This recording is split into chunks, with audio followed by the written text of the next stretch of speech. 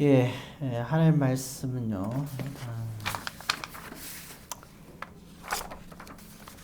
고린도후서 12장 보겠습니다.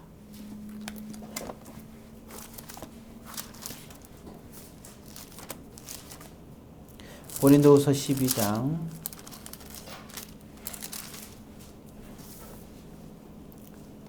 2절부터 보겠습니다. 2절부터 9절까지 봅니다. 조금 길게 보겠어요. 한 절씩 교독합니다. 고린도후서 12장 2절부터 9절 말씀. 내가 그리스도 안에 있는 한 사람을 아노니 그는 14년 전에 셋째 하늘에 이끌려 간 자라. 그가 몸 안에 있었는지 몸 밖에 있었는지 나는 모르거니와 하나님은 아시느니라. 내가 이런 사람을 아노니 그가 몸 안에 있었는지 몸 밖에 있었는지 나는 모르거니와 하나님은 아시느니라. 그가 낙원으로 이끌려가서 말로 표현할 수 없는 말을 들었으니 사람이 가히 이르지 못할 말이로다. 내가 이런 사람을 위하여 자랑하겠으나 나를 위하여는 다른 것들 외에 자랑하지 아니하리라. 내가 만일 자랑하고자 하여도 어리석은 자가 되지 아니할 것은 내가 참말을 함이라. 그러나 누가 나를 보는 바와 내게 듣는 바에 지나치게 생각할까 두려워하여 그만두노라. 여러 계시를 받은 것이 지극히 크므로 너무 자만하지 않게 하시려고 내 육체에 가시고 사탄의 사자를 주셨으니 이는 나를 쳐서 너무 자만하지 않게 하려 하심이라. 이것이 내게서 떠나가게 하기 위하여 내가 3번 주께 간구하였더니 나에게 이르시기를 내가 내게 속하도다. 이는 내 능력이 약한 데서 온전하여지니라 하신지라. 그러므로 도리어 크게 기뻐함으로 나의 여러 약한 것들에 대하여 자랑하리니 이는 그리스도의 능력이 내게 머물게 하려 함이라. 아멘. 기도하겠습니다. 사랑의 아버지 하나님, 오늘 이 시간에도 주님의 귀한 은혜의 시간이 되게 하여 주옵소서. 예수님의 이름으로 기도드립니다. 아멘. 예, 오늘 보게 되면 내가 한 사람을 안다. 2절의 앞부분도 얘기하고 3절에도 내가 이런 사람을 안다. 예, 근데 그 사람은 이제 4절에 보게 되면 그렇게 나오죠. 낙원으로 이끌려간 사람이다. 이렇게 얘기하고 있어요. 낙원에 이끌려갔다. 그리고 그 사람은 또 언제 끌려갔느냐? 2절에 보게 되면 두 번째 절에 14년 전에 끌려갔는데, 자, 어디 끌려갔다 그랬어요? 2절에. 그냥 하늘이 아니죠. 셋째 하늘이죠. 그래서 이 갖다가 삼층천이란 말을 쓰는 거예요. 셋째 하늘에 끌려갔다. 자, 사실은 낙원에 간 사람을 안다 이렇게 얘기를 하고 있잖아요. 이 말은 그냥 하는 게 아니라 가서 봤다는 거예요. 그러니까 이게 이제 그 하나님의 어떤 계시로 이제 우리가 볼 수 있는 거잖아요. 특별한 그러한 거죠. 하나님께서 특별한 걸 바울에게도 보여주시는 거예요. 감정적으로 나왔지만, 자, 이런 그래서 그 1절에 보면 주의 환상과 계시를 내가 말하겠다 하면서 환상과 계시 속에서 지금 이렇게 본 겁니다. 그러니까 셋째 하늘까지도 보게 된 거죠. 사실 이러한 체험은 이게 살아있으면서 이렇게 체험한다는 것은 쉬운 일은 아니죠. 사도 바울이 고집이 얼마나 세요. 예, 우리 볼 때는 단순하게, 우리 볼 때는 담의 성상에서 이제 그 사도행전 9장에 보면은, 내가 핍박한 예수라. 단순히 그 한 가지 사건 갖고 사도 바울이 고집을 꺾을 사람이 아니에요. 그러니까, 그리고는 그걸 알기 때문에 하나님께서 어떻게 했냐. 그 사건이 있자마자 사도 바울의 눈을 어떻게 했어요? 보이지 않게 했잖아요. 아무것도 못하게 했어요. 예, 그래서 하나님의 예비한 사람에게 이끌려가게 되죠. 예, 그 허물이 벗겨지기 전까지 이제 많은 체험이 이제 생기는 거죠. 그러면서 이제 환상과 계시를 보게 되는 거겠죠. 그러면서 이제 정말 낙원이라는 것도 보게 되고 이제 이런 많은 나름대로의 그런 환상과 계시를 보면서 그때서야 비로소 이제 하나님에 대해서 예수님에 대해서 이제 비로소 이제 알게 되는 겁니다. 자, 이러한 걸 얘기를 하는 거예요. 내가 비록 이런 것을 내가 말할 수 있다. 예. 그렇지만 내가 이런 걸 자랑하지 않겠다. 자, 근데 두 번째 줄 보면 누구를 위해서 그러냐? 그렇게 나왔죠? 나를 위하여 라는 말입니다. 나를 위해서 난 이걸 자랑하지 않겠다. 예. 그러니까, 사실은 우리는 보통 보면 이제, 이런 거 보면 참 이제 자랑하고 싶어 하는데, 그래서 우리가 영적인 것은, 하나님 관계에서 영적인 것은 우리가 자랑할 것이 없어요. 예. 그것은 자랑하는 것들이 별로 유익하지가 않습니다. 우리의 영적인 부분에서 우리가 뭔가 나는 저 사람보다 낫다. 아니면 뭐 저 사람보다 뭔가 뭐 여러 가지로 좀 더 내가 좀 잘하는 것이 있다 했을 때도 사실 그런 것은 크게 우리가 자랑할 것이 못 된다 하는 것을 먼저 말씀드리고 그리고 이러한 부분들이 참 조심스러운 거예요. 근데 어떤 분들을 보게 되면 나는 뭔가 뭐 천국도 갔다 오고 지옥도 갔다 오고 이제 난 또 갔다 온 사람을 알고 갔더니 누굴 만났다는 등 그런 간증 많이 하죠. 예, 가끔 가다 보면 간증하는 거 나오는데 물론 천국과 지옥을 모르는 사람한테 그렇게 이제 전도의 목적으로 또 이렇게 되어지는 것도 물론 있어요. 그렇지만 이것들이 잘못하면은 천국과 지옥을 이렇게 간증하는 것은 그런 유익한 건 분명히 있습니다. 그거는 이제 믿지 않는 사람들을 순수한 마음으로 그렇게 하는 것에 있어서는 상관이 없어요. 그렇지만 그게 아니라 그것이 나의 자랑으로 얘기한다면 나는 특별한 사람이야 라고 만약에 자랑으로 내가 얘기를 사람들 앞에서 하게 된다면 이건 참 유익이 되지 않는다. 그래서 우리가 신앙생활에서 항상 겸손한 부분이 이제 있어야 되겠죠. 그런 부분들을 좀 여러분들에게 오늘 여기서 말씀드리고 싶은 거고요. 그래서 우리가 잘 아는 대로 이제 육체적인 가시라 그랬죠. 육체의 가시. 여기 보면 7절에 나오는데 가시를 주었다. 그리고 하나님께 바울이 기도했다는 내용을 잘 알고 있어요. 날 주신 이유. 주신 이유가 이제 9절에 나오는데 이 9절을 여러분들이 주목해서 볼 필요가 있습니다. 자, 보게 되면 9절에 그거 나오죠. 내 은혜가 내게 족하도다. 내 은혜가 할 때 내가 누구를 말하는 거예요? 네? 내 은혜 할 때, 내 은혜가 내게 족하도다 이럴 때, 내 은혜 할 때 내하고, 족하도 할 때 내하고 누군지를 보세요. 나가 지금 누구예요? 그렇죠.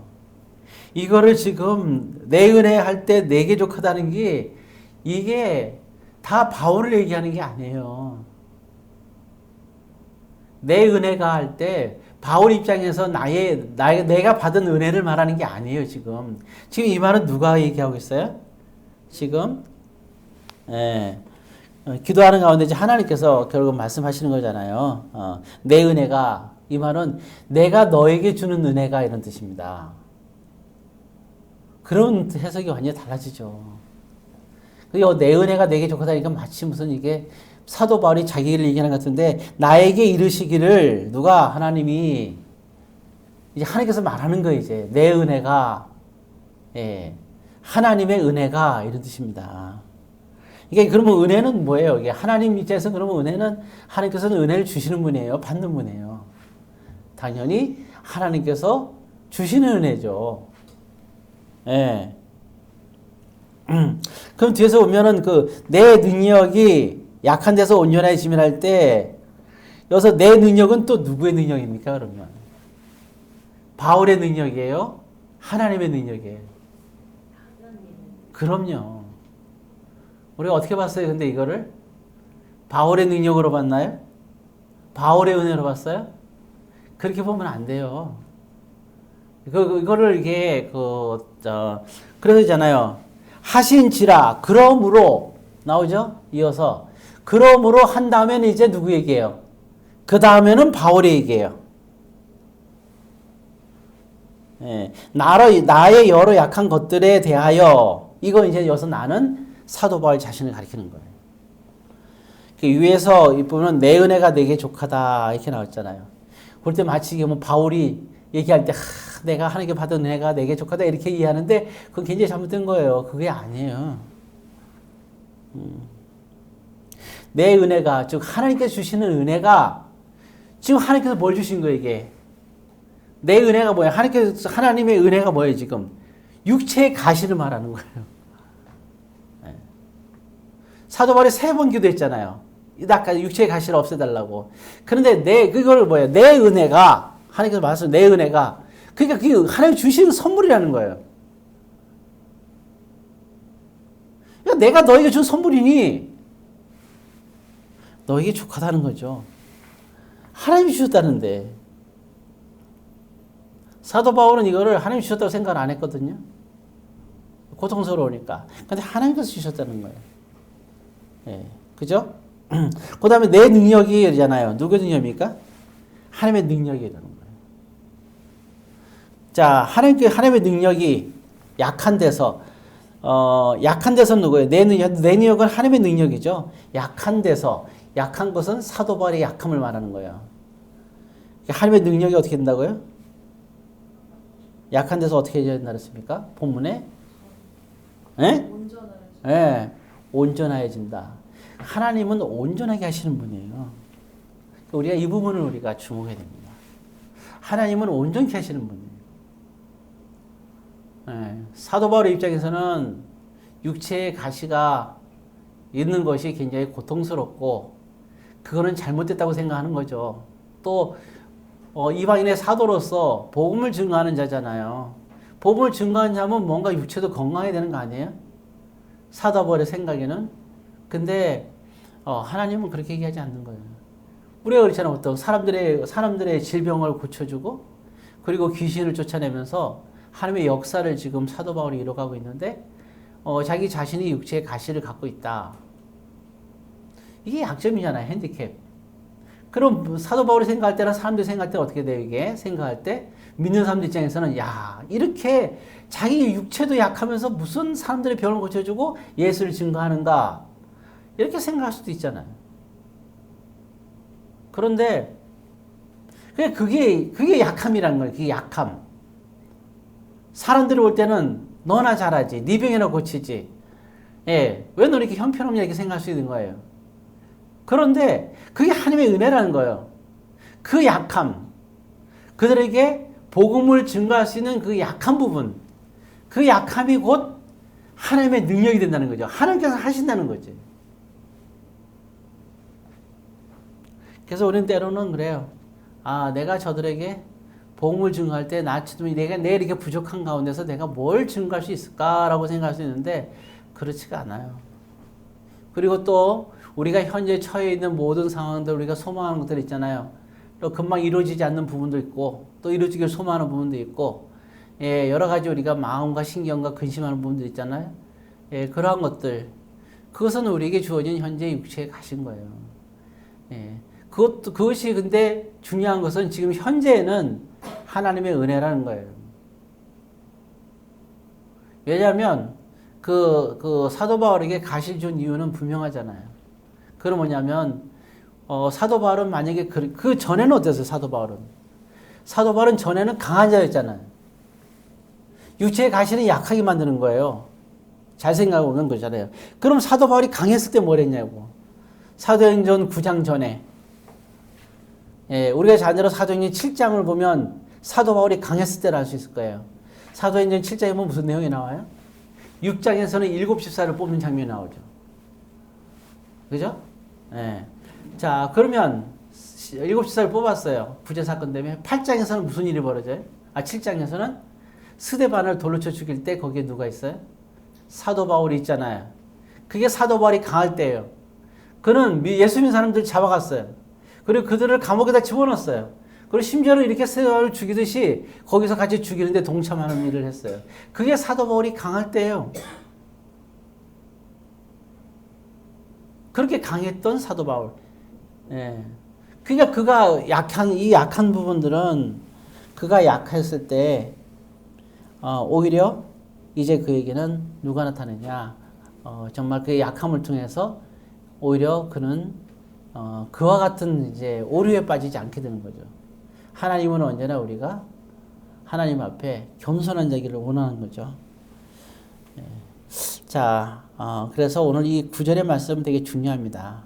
그래서 하나님의 은혜. 그래서 우리도 현재 삶 속에서 우리의 약한 부분들을 육체의 가시 부분 참 있잖아요. 육체의 가시 부분. 하나님의 역사를 이루어가는데 현재 우리의 근심되는 것들은 저나 여러분들이나 각자의 모습 속에서 아파하는 것은 육체의 가시예요. 바울이 아팠듯이 육체적인 건 아프든지 상황이 아프든지 그냥 이 아픈 것들은 육체의 가시예요. 근데 이게 예수 믿지 않는 사람들은 오히려 그 가시가 없이 잘 나가요. 오히려.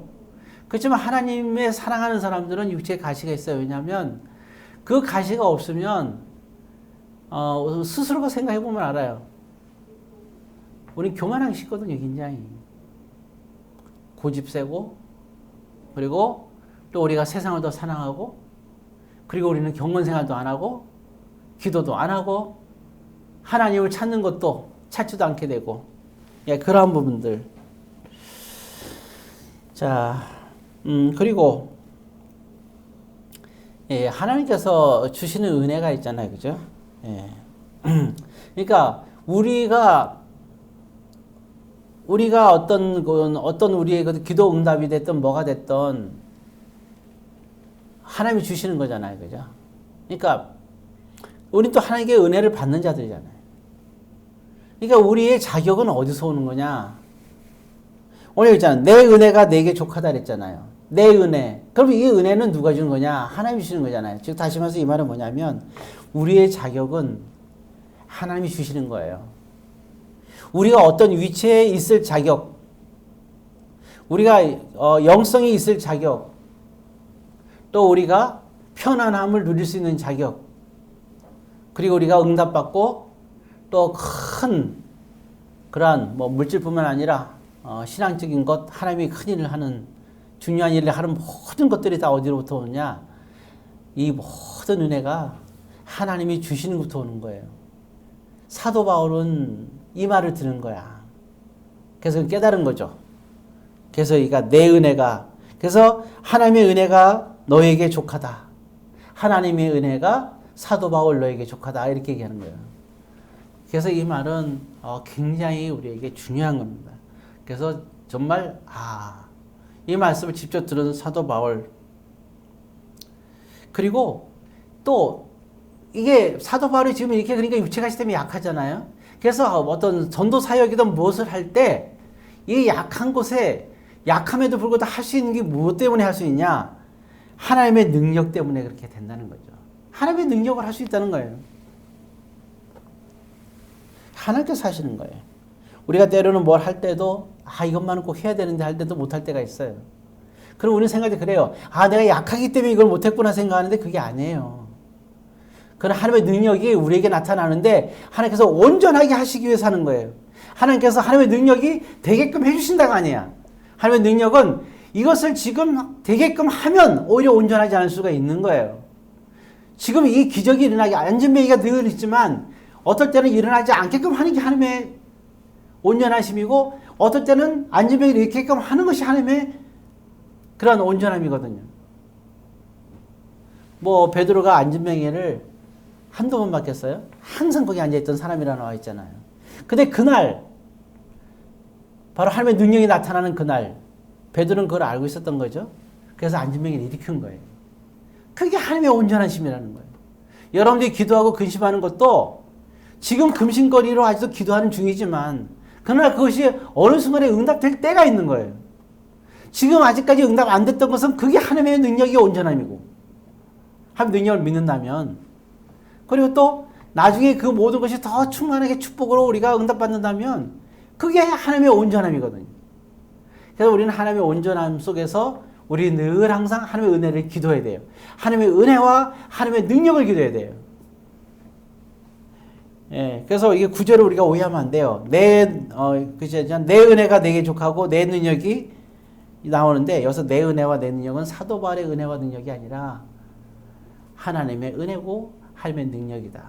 이것이 온전한 가운데서 하나님께서 하신다 하는 말씀을 여러분들이 꼭 기억해야 됩니다. 자, 결국에는 이제 한 가지만 우리가 보고 마무리 짓겠습니다. 6절입니다. 6절 한번 듣겠습니다. 내가 만일 자랑하고자 하여도 어린 선자가 되지 아니할 것은 내가 참말을 함이라. 지금 이제 환상과 계시 얘기하면 이게 거짓을 말하는 게 아니니까 참말이라 이거예요. 자, 그 다음에 읽겠습니다. 그러나 누가 나를 보는 바와 내게 듣는 바에 지나치게 생각할까 두려워하여 그만두더라. 그렇죠? 자, 이 지나치게 생각한다는 건 결국 그 얘기거든요. 여기는 이제 가장 중요한 게 믿음의 이게 중심의 얘기예요. 이게 바울을 하나님께서 택한 이유입니다. 이것이. 그게 뭐냐면 생각해봐요. 지나치게 생각한다는 건 뭐냐면 주인공이 누가 돼야 돼요? 주인공은 예수님이 돼야 되잖아요. 주인공은 하나님이 돼야 되잖아요. 여러분들은 주인공이 하나님 되게 하나요? 여러분들에게 어떤 기도하는 것이 응답됐어요. 그러면 그 주인공을 하나님으로 세우시나요? 아니면 여러분들로 세웁니까? 아니면 여러분들에게 도움을 준 그 사람을 주인공으로 세우나요?